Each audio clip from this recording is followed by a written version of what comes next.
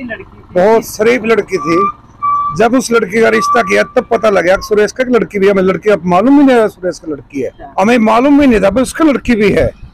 तो टू मनवाने के लिए मैं सुरेश के पास ठहरा है, अगर बिटिया की शादी करनी है, हमारा बाण भी है। बोला कि हाँ है, मोहन तो पता ही नहीं था। फिर वो भाई वाली लड़की ने बताया पापा मेरे साथ पढ़े, बहुत शरीफ लड़की है और इंटेलिजेंट भी है। घर का सारा काम खास के पड़ोसियों ने भी नहीं पता भाई इसकी लड़की घर पे है कि नहीं है। वो घर से बाहर किसी के पास नहीं आना जाना था उसका, अपने घर में रहना काम से काम। बड़ी पढ़ी लिखी बड़ी शरीफ लड़की थी। उसके साथ ऐसा हुआ? बिल्कुल अत्याचार हुआ यार। सरकार इतनी गंदी है, बिल्कुल न्याय नहीं दे सकती सरकार। ऐसी सरकार है। बेटी बचाओ बेटी पढ़ाओ का तो नारा लगा रही है, लेकिन कुछ नहीं करने वाले सुख का लिप्पा पोती है। जो जींद ये लड़की वाला कांड कराया है, पूरे गांव को 36 बिरादरी को उसका बहुत दर्द है। और 36 बिरादरी गई भी है, प्रशासन के पास भी गई है। प्रशासन जो उठा आश्वासन दे रही है, प्रशासन कुछ नहीं कर रहा है। BN24 के तमाम दर्शकों को मेरा नमस्कार। मैं हूं आपके साथ दीपक पोपड़ा और इस वक्त हम पहुंचे हैं गांव बड़ा के अंदर से एक ऐसा मामला सामने आ रहा है जिसे देखकर और सुनकर इंसानियत झकझोर हो जाएगी।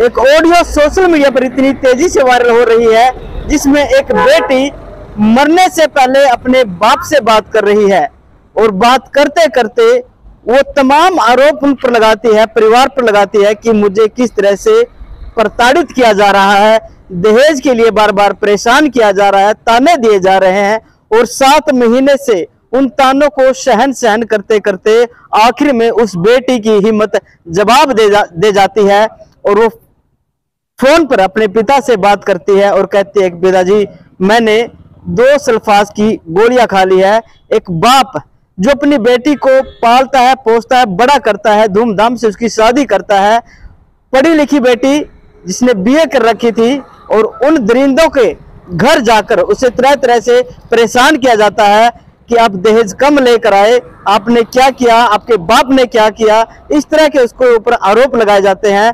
पूरी बात तो वो अपने बाप को बताती भी नहीं। और सबसे बड़ी बात जो उस ऑडियो के सामने, उस ऑडियो में वो बेटी अपने बाप के लिए बोलती है, उसका बाप कहता है बेटी तू मुझे बता देती मैं तेरी कहीं और शादी कर देता, लेकिन वो बेटी कहती है कि बेइज्जती होती मैं नहीं देख सकती। तो इस तरह की बातें उसके अंदर आप पूरी सुनते हुए भी आपकी आंखों के अंदर आंसू आ जाएंगे कि एक बेटी मरने से पहले अपने बाप से बात करती है। और वो सभी आरोपी आज फरार घूम रहे हैं। प्रशासन उन आरोपियों को पक्ष दे रहा है, समझौते की तरफ इस मामले को लेकर जा रहा है।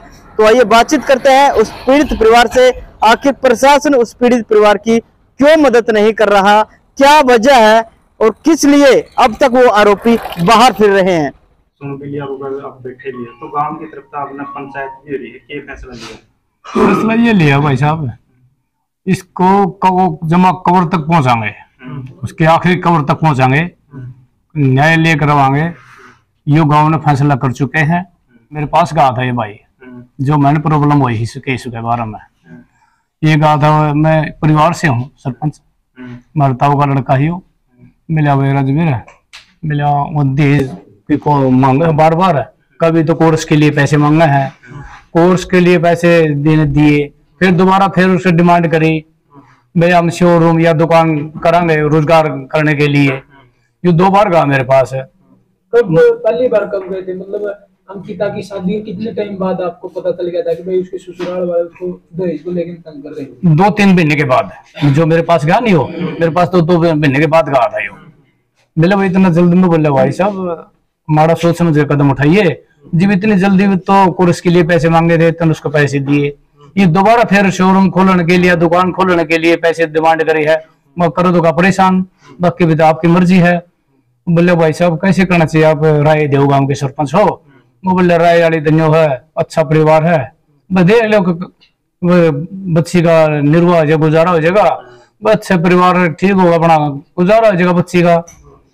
इसने दोबारा फिर पैसे दिए, फिर इसके बाद फिर इसकी डिमांड होगी, उन्हें बाद में पता लग गया जब अपने जमीन बेची, बेचारा जमीन बेच के पैसे भी देंगे जो अपन देख ली जाए। इस पर ज्यादा प्रताड़ित किया गया उस लड़की को। और जो 5 के हैं ना, जितने सदस्य हैं सारे इस मामला में इन्वॉल्व हैं। DSP साहब के पास गए थे हम, डिप्टी साहब से हमने गुजारिश की माजी मारो न्याय दिले आ जाए। बोले कोई बात नहीं करांगे। हमारे सामने हम डिप्टी साहब ने टेलीफोन करा ईओ साहब को, बोले इसकी माँ को गिरफ्तार किया जाए। फिर हम आईओ के पास गए, आईओ ने जाकर 2 दिन का टाइम दे दिया। 2 दिन का टाइम देने के बाद फिर हमने पता निकाला केवल उसके हस्बैंड तक स्वाया कोई भी आज तक गिरफ्तार नहीं है, हमारे को न्याय नहीं मिल रहा। हमारे पत्रकार भाइयों से और सब उसको इस प्रशासन से गुजारिश है कि हमारे को न्याय दिलवाया जाए, ये गुजारिश है। इसी तरह मामला चलता रहा तो अभी बोल रहे थे कि 12 गांव के लोग इकट्ठे होंगे ऐसे जी। हाँ जी बिल्कुल, बहुत बड़ा मैटर है। शाम के टाइम में भी इकट्ठे हुए थे मोदी आदमी, और आज भी दोपहर बाद इसे मुहिम मतलब इकट्ठा होने के लिए आज दोपहर बाद फिर इकट्ठे होंगे। 8 गांव नहीं, हम तो 2-3 ब्लॉक हमारे सारे इकट्ठे होगा ना, चाहे हमने जीन धरना देना पड़ो या अनिल विज के पास जाना पड़ो या सीएम साहब के जाना पड़ो, मतलब हम कोशिश ये करांगे कि अपन न्याय लेने के लिए बहुत प्रयास करेंगे। और सभी 36 जाति महिला समेत सभी का यही प्रयास है भाई न्याय लेकर आएंगे। प्रशासन ने कुछ आश्वासन दिया है? ऐसे जी आश्वासन दिलाते हैं अपना, फिर कुछ नहीं करना, जो की त्यों स्थिति। कुछ टाइम दिया होगा? टाइम दिया था सर, एसपी साहब से बात हुई? एसपी साहब से बात करी थी शुरू में। एसपी साहब ने ये कहा था अच्छी तरह से डील करांगे केस में। फिर उसने डिप्टी साहब के पास भेजा, डिप्टी साहब ने कहा अच्छी तरीके से डील करांगे। फिर दोबारा हम गए डीएसपी साहब के पास। डीएसपी साहब ने हमारे पास मौके पर तुरंत टेलीफोन किया आईओ को, बोले इसकी माँ को तुरंत गिरफ्तार किया जाए, अगली कार्रवाई चलती रहेगी। अब फिर आईओ के पास गए, आईओ फिर मना कर गया। डिप्टी साहब उसको ये कह रहे हैं अरेस्ट किया जाए, आईओ साहब ये कह रहे हैं 2-4 दिन के बाद, मेरे पास टाइम नहीं है, मैंने कागज करने पड़े हैं, 2-4 दिन के बाद करूंगा। 2-4 दिन भी जा लिए, दोबारा फिर संपर्क साधा, कोई अरेस्ट नहीं करे उनके बाद। हैसियत से भी ज्यादा जाकर के एसी वगैरह जो उन्होंने उस समय मांगी, वो हर माँ बाप सोचता है जो लड़की का गरीब अमीर अपने तरीके शादी करता, मतलब अच्छी शादी करता है, अपने हैसियत से बढ़कर देता है, एक दान के रूप में देता है। लेकिन वो महीने बाद दहेज का लोभ उनके अंदर पैदा हो गया। जो उसकी देवरानी थी, 2 भाई तो दोनों की शादी इकट्ठी हुई थी, वो कुछ ज्यादा दहेज लेके आई थी। एक जींद की डिफेंस कॉलोनी का मकान है, 120 गज का 100 गज का एक मकान है। पूरा दिन उस मकान के अंदर रहना, एक 5 आदमी, उसकी देवरानी है, देवर है, उसका पति है, ससुर है, सास है, एक तरफ हो जाते हैं। उसको एक हीन भावना से देखना शुरू कर दिया जाता है। 2-4 बार ये यहाँ से गए भी तो हर इज्जतदार आदमी ये सोचता है भाई नई नई रिश्तेदारी है, तकरीबन 90% थोड़ी बहुत क्या सुनी होती रहे, तो इसको रिश्तेदारी चलानी है। सोचने वाला आदमी तो सोचा है भाई 7 पीढ़ी का सिर हुआ है, तो जानू बात सीध पा जा दबी रह जा गणे उछड़े नहीं, तो वह गल चलता रहा। वो भी कह सुना था। 2-4 बार उन्होंने डिमांड भी करी इससे, अगर लड़का बेरोजगार है, इसका हमने कोई रोजगार चलवाना है, उसके लिए हमने 5-7 लाख की पैसों की जरूरत है। तो इसने कहा अब तो मैंने शादी करी है, अगर जीरी उठेगी जितना मेरा बन सकेगा मैं इतना करूंगा, तो हम सूत्र डाल रहे हो, सूत्र डाल बसो। लेकिन उसके बाद भी उनकी हरकतें चलती रही। लड़की यहाँ गई थी, फिर वो ससुर आके कह गया था कि बाकी ठीक रहोगे।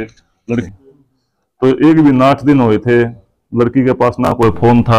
जो बात करवा दे 8 दिन में 10 दिन में वही उन्हें फोन पर करवा कर दे। जो घर पर लड़की बात कर दी, हर बात की रिकॉर्डिंग करी जा कर दी। अपनी सच्ची बात लड़की बता भी नहीं सके थे। 12 तारीख को भी लड़की की माँ के साथ शाम के टाइम बात हुई है, इसी 12 तारीख को। हाँ, लड़की के साथ हर पहलू बात हुई। लड़की ने एक माँ बाप की, लड़की का बच्चा खुशी में खुशी हुआ है, शक पैदा हुआ है। लड़की फोन करती है, कहती है पापा से, पापा ठीक ठाक हो? लड़की के पापा खेत में सफरा करवा रहा है। कहती है कि मैंने तो गोली खा ली, गोली खाए पीछे भी लड़की के पापा की बिंदस दी। मतलब एकदम ऐसी एक नेगेटिव बात किसी का भी, आप वो सब जानते हो इस बात को। उसमें लड़की कहती है, पापा कहता है ना बेटा यू मतलब वो सब आपने वो रिकॉर्डिंग सुनी रखी है ना। इस बात का लड़की के पापा को पता था, एक तरह फोन में रिकॉर्डिंग हो गई बात है। लड़की का पापा बार बार कहता बेटा फोन काट दे, मान लग रहा था, मैं तो बहुत गलत कर दिया। लेकिन लड़की को है इतने तमाओगे मैं नहीं पाती हूँ। उस टाइम जो हमारा विश्वास है, उस टाइम लड़की कुछ खा नहीं रही थी, गोली खा कुछ भी कोई भी खा ले तो 10 मिनट बात कर ही नहीं सकता, वो बकाऊंगे, उल्टी आऊंगे, उसका बेचैनी होगी। उस आवाज में उस जो रिकॉर्डिंग लड़की की आवाज, उसमें कोई इस प्रकार की बेचैनी नहीं है, लड़की सिर्फ रो रही है। और एक सीधी बात है, उस लड़की का बाप ने जो भी फोन करते मेरे पास फोन करा, कड़वा गाँव है मेरा, बोला भाई तुम जींद के नजदीक हो कि सास द्वारा फोन कराया। उस पर फोन, जिस नंबर पर फोन आया था उसे वो दोबारा फोन कराया, उसकी सास ने उठाया। अगली लड़की तो हम हॉस्पिटल में एडमिट करा जाए। लड़की के ससुर के साथ बात हुई, बोला मन पता ही नहीं है। तो फिर हम इतने पहुंचे, हमने ऑलरेडी उसकी डेथ हो चुकी थी। एक क्लियर दिख दी बात है, 1 घंटा पहले लड़की अच्छे तरीके से बात कर रही है। जहर गए सिस्टम में भी 5-7 घंटे तो लगे हैं। कपड़े पर कोई थूक वगैरह उल्टी वगैरह भी आवा है, कोई भी जहर खाओ पॉइजन खाओ तो उसका अपोजिट सिस्टम तो शरीर तो वही है। उसका शरीर के जो हाथ पाओ मतलब इतनी बेचैनी होगा धरती पाट दे। उसकी जो हाथ की चूड़ी थी वह बीजों की तो थी। उसके कपड़े पे एक थूक की लाड़ नहीं लगी हुई थी। उसके अंदर से कोई स्माइल नहीं थी, कोई बांस बूस वगैरह कुछ नहीं था। तो उसके चेहरे पर सोजिश आई हुई थी। यह तो एक इन्वेस्टिगेशन का मामला है, पुलिस इसमें डोलमूल रवैया अपना सारा सौदा को दबाना चाह रही है। उस जहर खाने के बाद इस तरह का बात कर ही नहीं सकता। आप ये कह रहे थे भाई सुसाइड नहीं मर्डर कराया। हाँ, ये एक इन्वेस्टिगेशन का मामला है। इसमें हम तो सरकार से ही मांग करते हैं कि एक बहुत ही साजिश के तहत इसको आत्महत्या का रूप दिया गया है। एक देखने वाली बात है, गांव में खेती बाड़ी का काम कर रहे हैं, जहर वगैरह जो खेत की दवाई वगैरह लेके आए हैं, उसको भी एक खास जगह पर संभाल के रखा जाता है। एक शहर का मामला, डिफेंस कॉलोनी एसपी रेजिडेंस से 500 मीटर दूर की कॉलोनी उसके सामने है। वहां पर उस मकान में जहर उपलब्ध करवाना, फिर एक आदमी को इतना तंग करना, इतना टॉर्चर करना कि वो इतने तंग हो जाए, तो सारा एक सिस्टम एक प्लानिंग के तहत है। सबको पता है, कोई अनजान नहीं इस मामले। अगर इस प्रकार के परिवार में कोई घटना हो तो सबसे पहले आदमी चाहे छोटा डॉक्टर क्यों ना हो, नजदीकी हॉस्पिटल में जाकर फर्स्ट एड ले होगा। उससे पहले फिर आगे चल के सिविल हॉस्पिटल आता है। वो उनके घर से उसको 4 किलोमीटर दूर मलिक हॉस्पिटल में रोहतक रोड पर लेकर गए। बीच में बहुत हॉस्पिटल थे उसका, अगर वो उसको बचाना चाहते तो सबसे नजदीकी हॉस्पिटल में पहली बार लेके उसको जाना था, जो नजदीक पड़ता है, ताकि इसको जल्दी से जल्दी फर्स्ट एड मिल सके, इसकी जान बचाई जा सके। उन्होंने इस प्रकार की कोई कोशिश ही ना करी है। हम तो यही उम्मीद करते हैं, प्रशासन तो इसमें बिल्कुल मूक दर्शक बना हुआ है। जो दोषी हैं उनकी पैरवी कर रहा है, उनकी वकालत की पहल कर रहा है प्रशासन, पुलिस प्रशासन। सीधी डायरेक्टली बात है। हम तो आप क्या गए, मतलब एक मीडिया ही एक ऐसा साधन है जो प्रशासन के ऊपर सबके ऊपर दबाव बना सका है, इस मामले में न्याय दिलवा सका है। और पूरा ही गांव का 36 बरादरी के जो आसपास के गांव हैं, इन सब ने एक मन बना लिया है कि इस मामले में आरोपियों के साथ कोई भी समझौता नहीं होगा, उनको सजा मिले, ताकि आगे किसी बेटी के साथ ऐसा अन्याय ना हो। धन्यवाद। इस मामले में कोई गिरफ्तार है या फरार है? इस मामले में जो एक जो लड़की का हस्बैंड था उसकी गिरफ्तारी हुई है। बार बार ये गांव वाले एसपी से डीएसपी से मिल चुके हैं। वो कहते हैं कि कल उसको करवा देंगे, परसों उसको करवा देंगे, लेकिन सारा सिस्टम जोगा तो गया है। प्रशासन, पुलिस प्रशासन, एसपी डीएसपी सब लड़का पक्ष की वकालत कर रहे हैं, न कि इस मामलों को तय तक जानेगी।